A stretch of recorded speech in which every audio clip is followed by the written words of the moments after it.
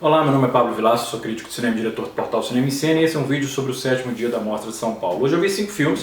O primeiro deles foi um filme, um documentário italiano chamado Pais, que gira em torno de pais de pessoas com algum tipo de deficiência física, ou natas ou que vieram por acidente. Então, desde cegueira, ou paralisia cerebral, ou paralisia dos membros mesmo.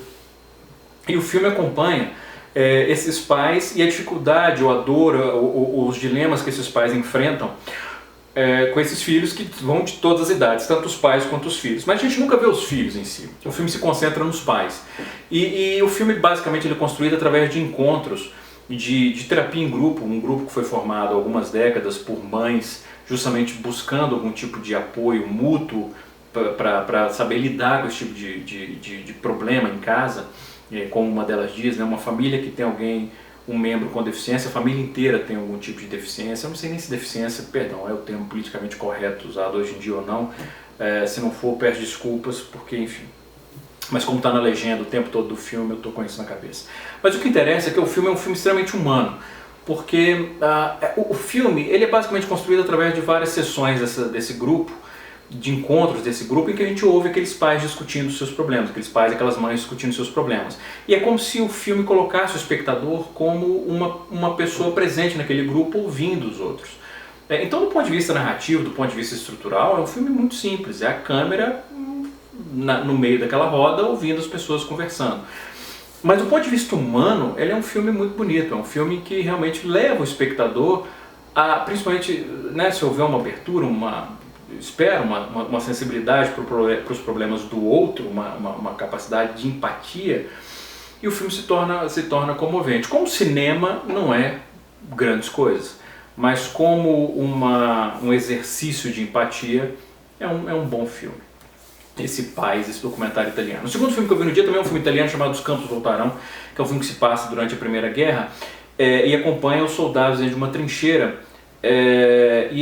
Nessa trincheira, num campo de batalha, obviamente, eles estão sendo atacados ou estão cada vez mais próximas às tropas austríacas. E a gente acompanha esses soldados e o filme basicamente todo se passa dentro dessas trincheiras, dessa trincheira que está soterrada por neve, é um inverno rigoroso, e o filme é muito hábil na maneira como ele faz o espectador sentir não só a angústia, mas a natureza sufocante, claustrofóbica daqueles soldados naquela trincheira, principalmente porque está frio, eles estão com fome, eles estão cansados, existe a tensão constante das explosões de morteiro sobre essa trincheira.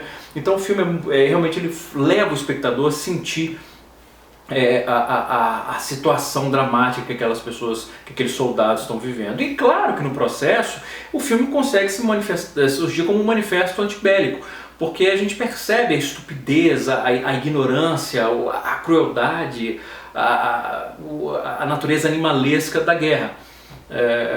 E é um filme então que funciona em vários níveis, né? Como um exercício narrativo de levar o espectador a se sentir na posição daquelas pessoas e naquela situação angustiante, e também como um manifesto antibélico. Gostei muito desse filme, Os Campos Voltarão. Aliás, falando de manifesto antibélico, o filme seguinte que eu assisti é um filme chamado Terra de Minas, um filme dinamarquês, também funciona como um manifesto antibélico. O filme se passa logo depois da Segunda Guerra e a gente acompanha um sargento dinamarquês o filme é muito inteligente nesse sentido, porque o filme começa mostrando como esse sargento dinamarquês detesta, abomina, tem um rancor profundo e compreensível dos soldados alemães. O filme já começa com ele descendo do carro, vendo uma fileira de prisioneiros de guerra, e ele desce o carro só para espancar um desses prisioneiros. E que é claro uma atitude, né, desumana, porque está atacando um cara que já é prisioneiro, ele está indefeso. Mas a gente entende, logo depois do final da guerra, a gente sabe as atrocidades que os alemães cometeram e o fato de eles serem invasores daquele país, a gente entende um pouco, mas ao mesmo tempo a gente fica chocado com o grau de rancor desse sargento. E o que acontece é que esse sargento é destacado para supervisionar um grupo de soldados, porque os alemães, quando eles invadiram a Dinamarca, eles plantaram mais de 2 milhões de minas no território dinamarquês. E depois da guerra essas minas têm que ser desarmadas. E quem vai desarmar aquelas minas são soldados alemães prisioneiros de guerra. E esse sargento ele é destacado para cuidar de um grupo composto por 8 jovens soldados, muito jovens, meninos. E esse rancor, aliás, é uma pena que o título em português não consiga traduzir o duplo sentido do título original, que é Land of Mine. Então, ao mesmo tempo é minha terra, terra minha, terra de Minas. Né? Então, a terra dele sendo povoada, envenenada por aquelas minas.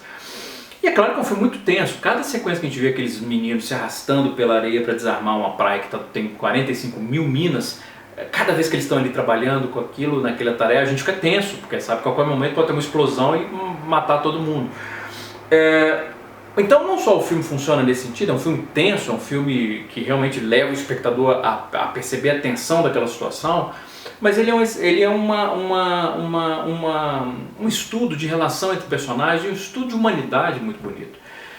E há momentos extremamente comoventes. É engraçado, eu lembro, eu vira e mexe eu cito o mestre Roger Ebert, mas eu lembro há muito tempo, eu não vou lembrar onde eu li, o que ele estava escrevendo, mas eu lembro se foi uma entrevista dele, mas eu lembro do Roger escrever ou dizer que à medida que ele ia envelhecendo, o que mais provocava lágrimas nele, que comovia, não eram nem momentos dramáticos de perda, de morte ou tragédias, eram momentos de generosidade.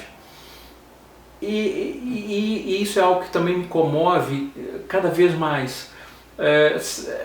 Aliás, eu acho difícil não comover. São momentos em que a gente percebe a generosidade humana, a capacidade de gentileza, de generosidade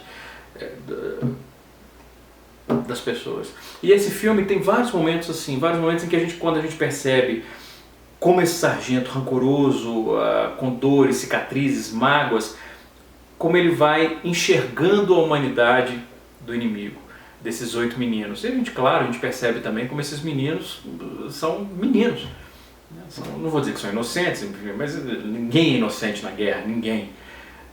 Mas a aproximação cada vez maior deles e a capacidade dessa gente começar a enxergar a humanidade do outro. É muito comovente. Tem passagens extremamente comoventes no filme, justamente isso, de momentos de generosidade, de empatia que são, enfim, eu gostei muito, me comoveu muito esse filme Terra de Minas. O que foi o oposto do filme seguinte, um filme finlandês chamado Ranzinza, que gira em torno de um senhor que ele se machuca, então ele é obrigado a passar alguns dias morando com a nora, e esse senhor, como o próprio título indica, é insuportável. Ele é tão insuportável que depois de uma hora eu não aguentei ficar do lado dele, eu tive que sair. É raríssimo eu sair de um filme, muito raro eu sair de um filme no meio, mas eu não aguentei. Depois de uma hora, no meio não, já tinha passado mais da metade, eu não aguentei, eu tive que sair. Porque o problema não é o personagem principal, o protagonista, ser insuportável. Isso não é problema. Há muitos filmes fascinantes em que o protagonista é insuportável. Ou mesmo filmes ruins, mas que você consegue assistir ao filme. Por exemplo, quando durante o Festival do Rio eu comentei um filme num dos videocasts chamado Entertainment, que o protagonista é insuportável. E o filme é muito ruim, mas eu fiquei até o final e consegui, não foi nenhuma tortura descomunal ficar até o final, porque pelo menos o filme sabia que o protagonista era insuportável. E até certo grau, o próprio protagonista sabia que ele era insuportável. O problema desse filme de hoje, o Ranzinza, é que o filme parece acreditar que o mau humor daquele velhinho é adorável. Ele parece achar que nós vamos achar graça daquele velhinho. E não, ele é insuportável. Além de tudo, o filme tem um viés machista que é algo, enfim, porque ele vai morar com a nora, fica estabelecido que a nora é uma profissional bem-sucedida, ela trabalha numa corporação, que ela é uma profissional bem-sucedida, tem um alto salário, e ela vai fechar um negócio com um grupo de russos, e o negócio está indo por água abaixo, e quem consegue resolver, atrair de volta os russos é esse senhor com o mau humor dele, como se esse mau humor dele tivesse um germe de sabedoria, uma semente de sabedoria popular que o aproxima e consegue estabelecer uma identificação com os russos. Além de, quer dizer, ela precisou dele para fechar o negócio, enfim. E é um filme realmente assim, que o mau humor desse cara, esse cara é insuportável. Primeiro, ele é uma caricatura, não existe sutileza nenhuma. Inclusive é até ridículo em certos momentos, porque assim, para mostrar como ele já é um senhor que não gosta das coisas modernas e tal, ele não consegue atender um iPhone, ele não consegue ligar, acionar um micro-ondas, ele não consegue abrir uma porta de vidro. Quer dizer, aparentemente no tempo dele não existia fechadura. Então o filme, além de tudo, absurdo, caricatural, ridículo, e o cara é tão insuportável que realmente depois de uma hora eu levantei e falei, não quero mais ficar do lado desse cara, eu quero que ele morra. E fui embora. O Ranzinza. E o último filme que eu vi no dia foi um filme chamado The Hereafter. Falar em protagonistas desprezíveis, mas que o filme consegue funcionar. Esse é um exemplo, essa coprodução Suécia e Polônia. entre Suécia e Polônia, The Hereafter, que é a história acompanha um menino de 16 a 17 anos, que ele está acabando de sair de um centro de detenção depois de cumprir 2 ou 3 anos de detenção, porque ele cometeu um crime, que eu não vou dar spoiler, não vou dizer qual é o crime, a gente vai descobrindo ao longo do filme, mas eu digo só que é um crime realmente chocante, é um crime grave, não é um delito qualquer. E ele volta para o vilarejo dele e ele começa a receber o desprezo e a rejeição dessas pessoas. E o filme vai lidar com essa tentativa desse menino de se readequar, ou se readaptar numa sociedade que não quer, que é incapaz de perdoá-lo, e é compreensível porque eles não querem perdoá-lo.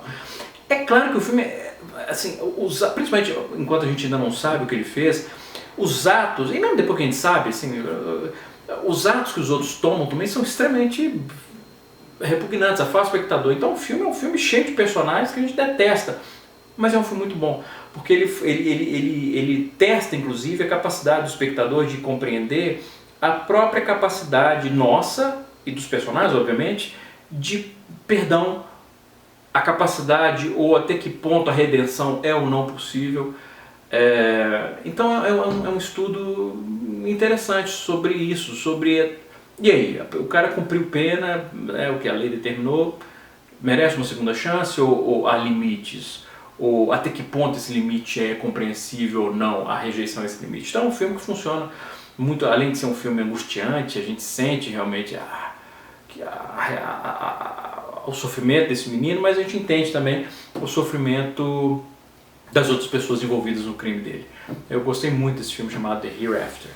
Enfim, foram esses os 5 filmes que eu vi no 7º dia da Mostra de São Paulo. Um grande abraço e bons filmes.